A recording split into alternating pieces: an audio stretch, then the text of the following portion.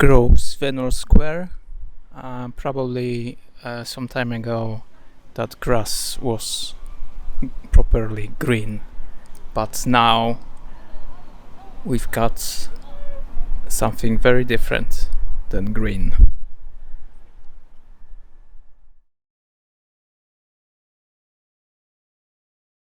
So we just saw amazing exhibition at Unit London.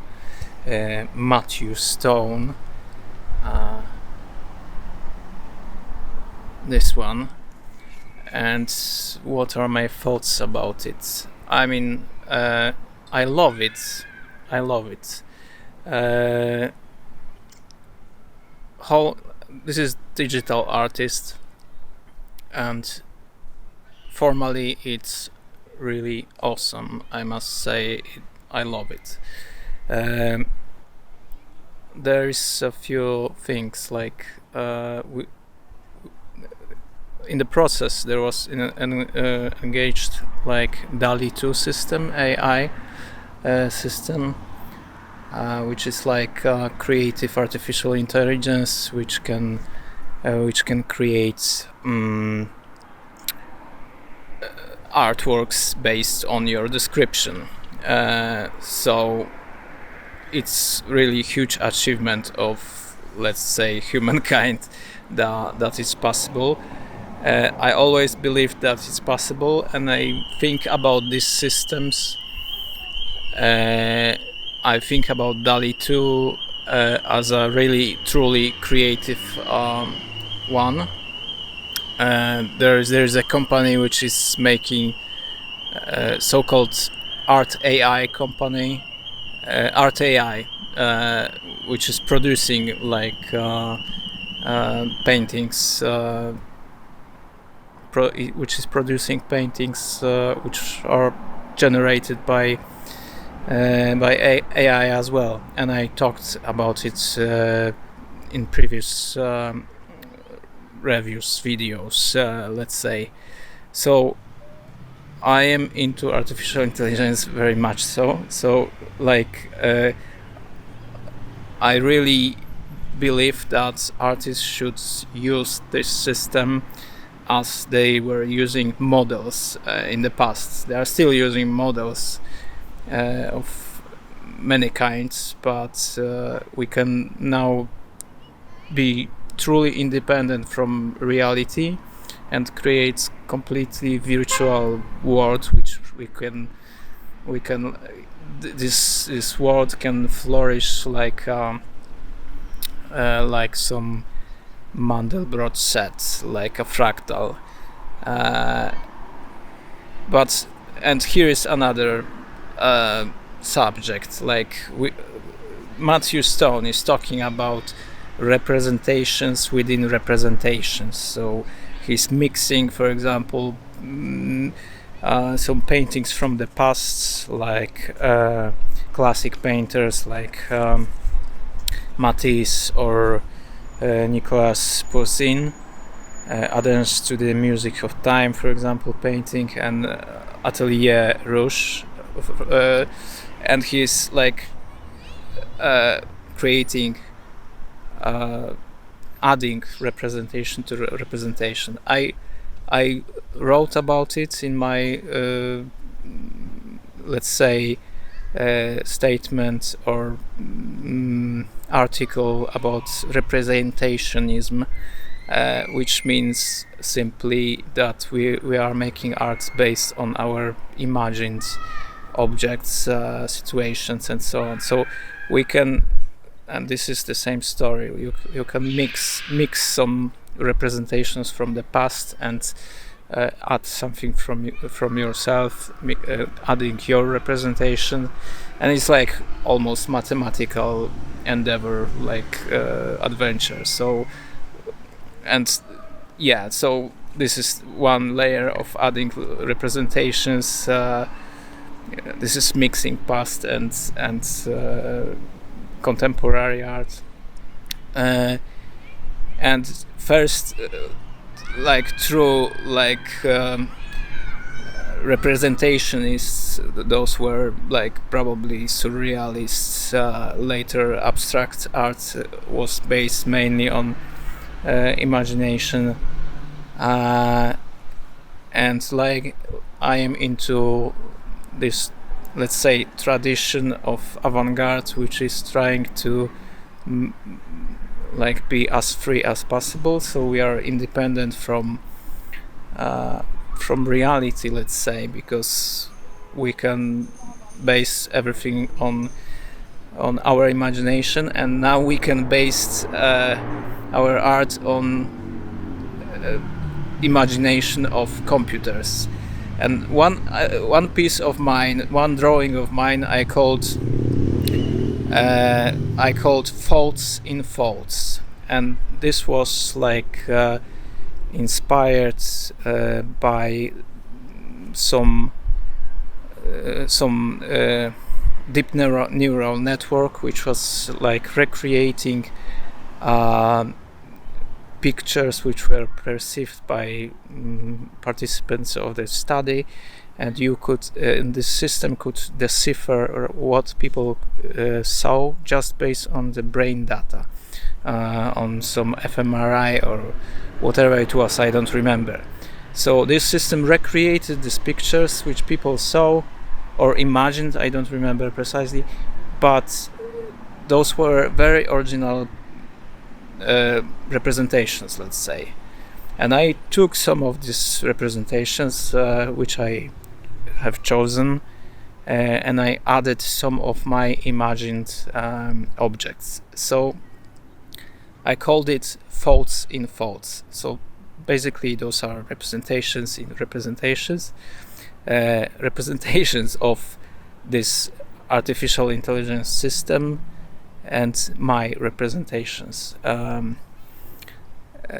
like my are on top, let's say. So these representations of artificial intelligence are within my representations, let's say. It's a purely like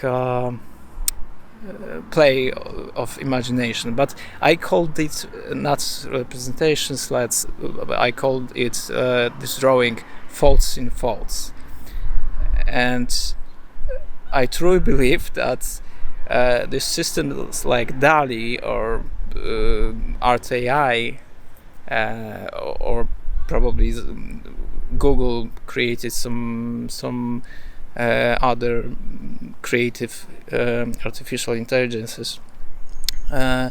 We should say that these systems are thinking in a way. So we can simply say that those are faults of this artificial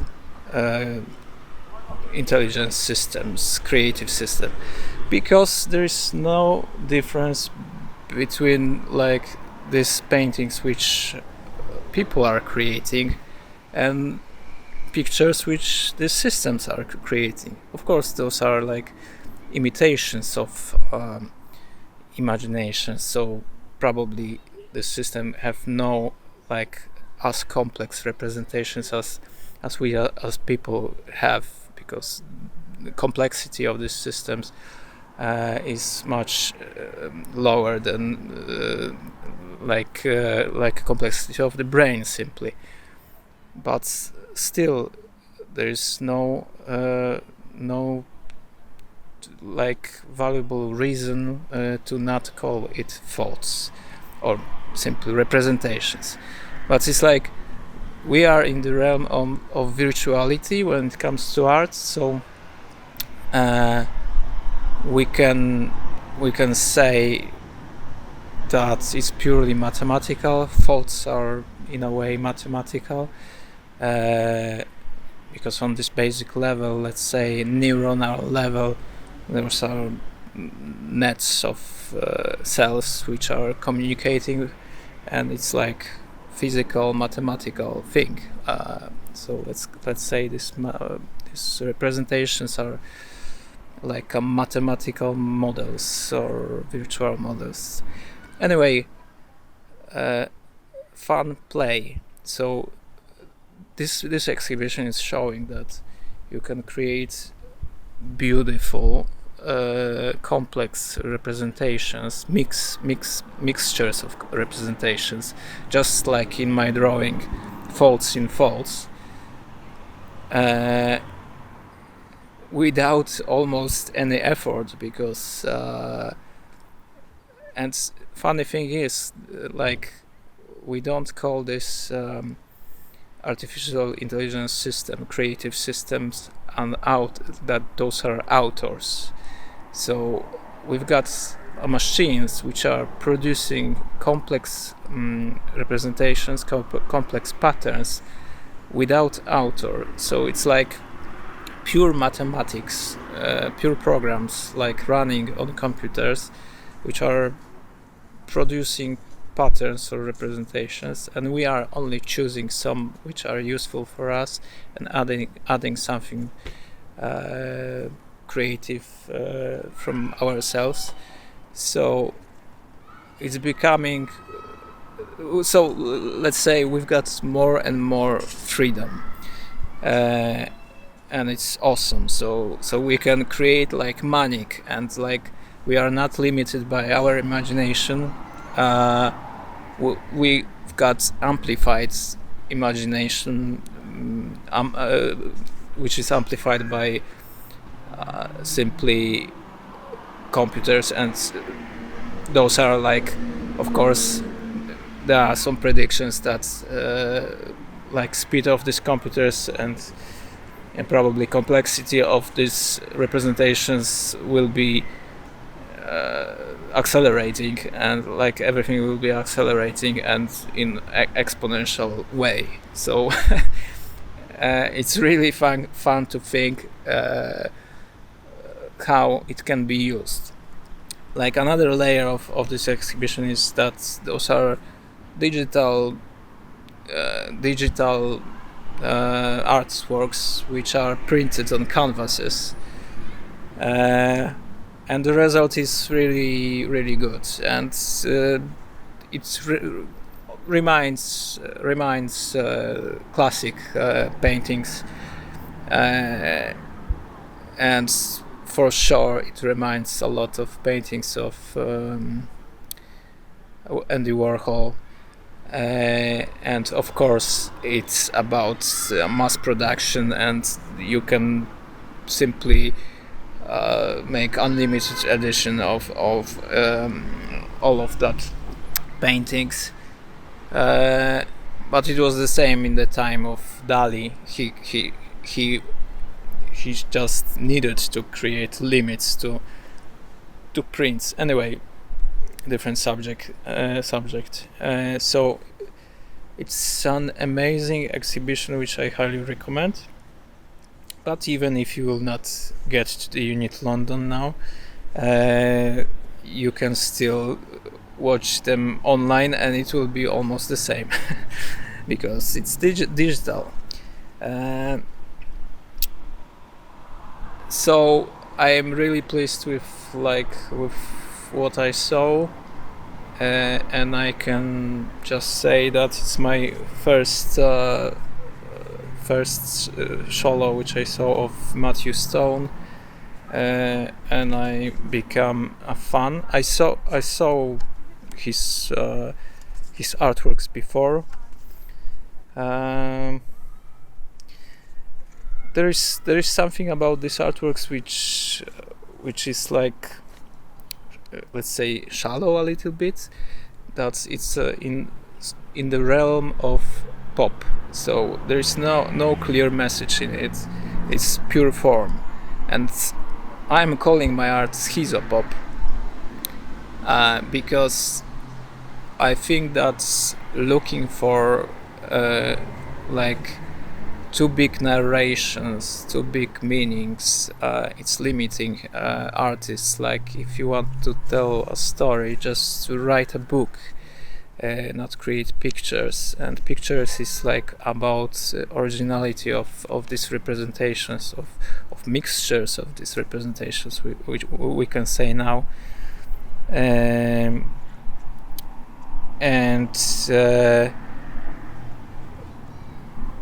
like you can think that it's shallow on this level of explanation and looking for a meaning, let's say, because it's like mostly purely formal. But when you think about what it means in a history of art, that we are like showing by creating this kind of exhibitions, this acceleration of computation, let's say,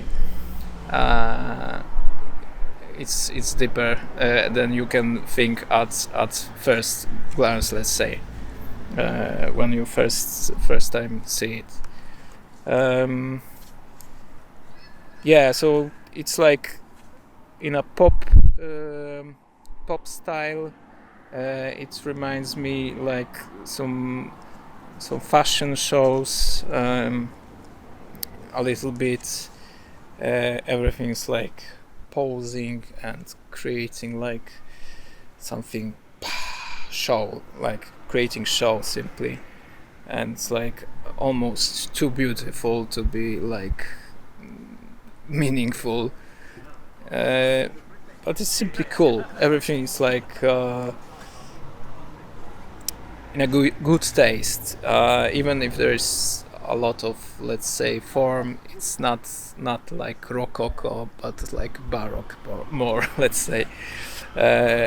So I really like that exhibition. It's like I think if you would like compare my artworks with Matthew Stone's artworks, we are like in a quite similar category.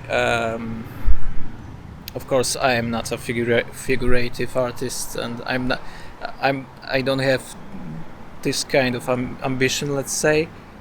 But when it comes to complexity of forms, in my case, abstract forms, it's quite similar. I think that Matthew Stone can say that he like Baroque probably, and maximalism in art. Another exhibition in Unit London today, Heesoo Kim, exhibition called Normal Life, and I would say this is the artist which is creating quite repetitive like motifs, and it can remind you some painters like Picasso for sure, George Condo, there's a few others which were making this kind of paintings. Anyway, very good painter, and like my reflection about this exhibition is like you can still be a classic painter, let's say, in contemporary classic painter, and it's not boring.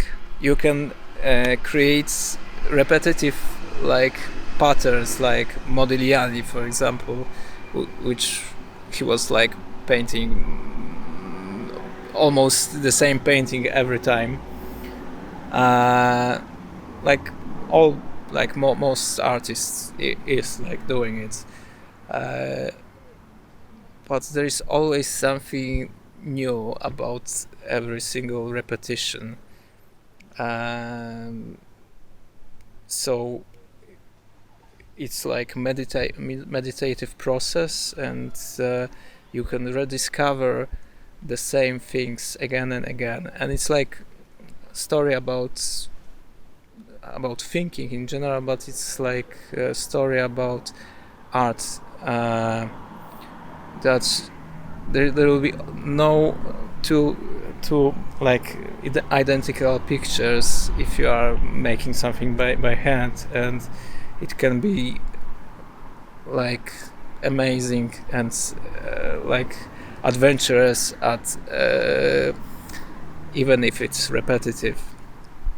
and it's like simply polishing your skills, and it's like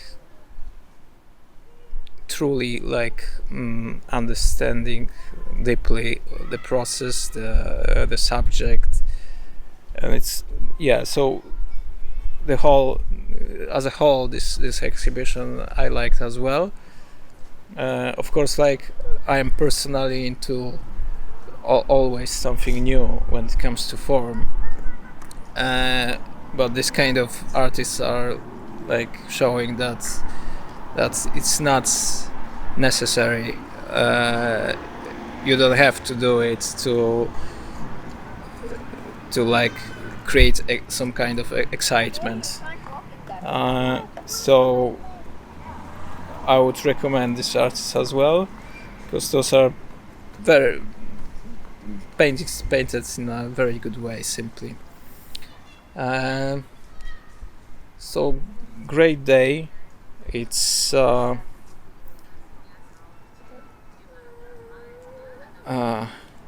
great day in London. I had fun. Amazing weather. It's slightly too hot. We've got global warming, which is showing up,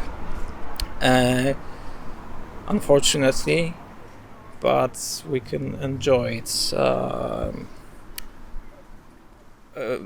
at this moment, at least.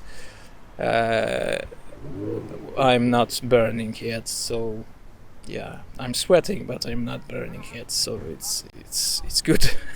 It's fine. Okay, see you next time.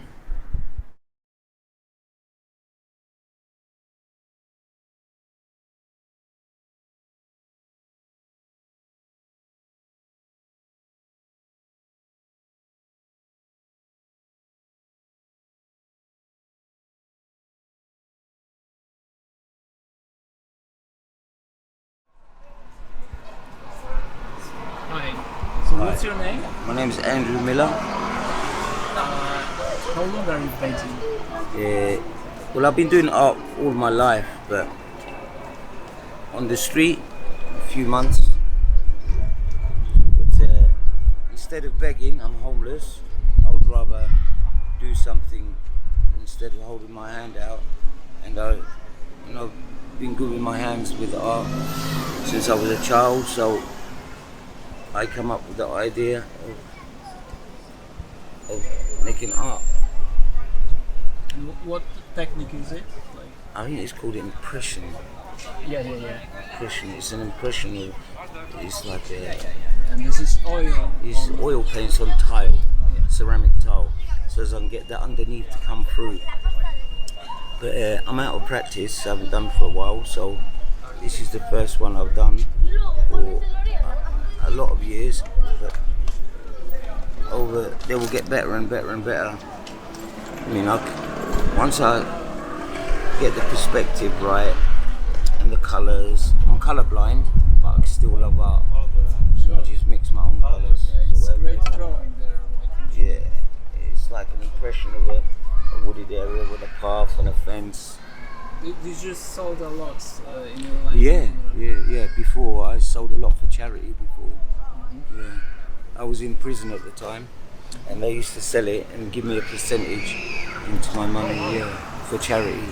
But I sold a lot. I've done 8-10 foot canvases before. Yeah, so a lot of tiles I've done.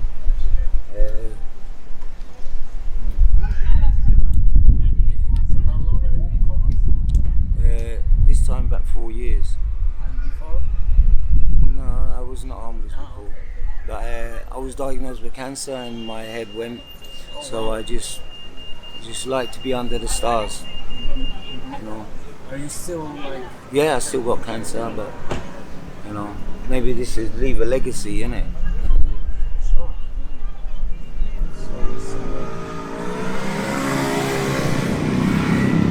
It's nice to be interviewed. Good luck. I hope. Don't understand Polish, but Take care, man. and you. God bless.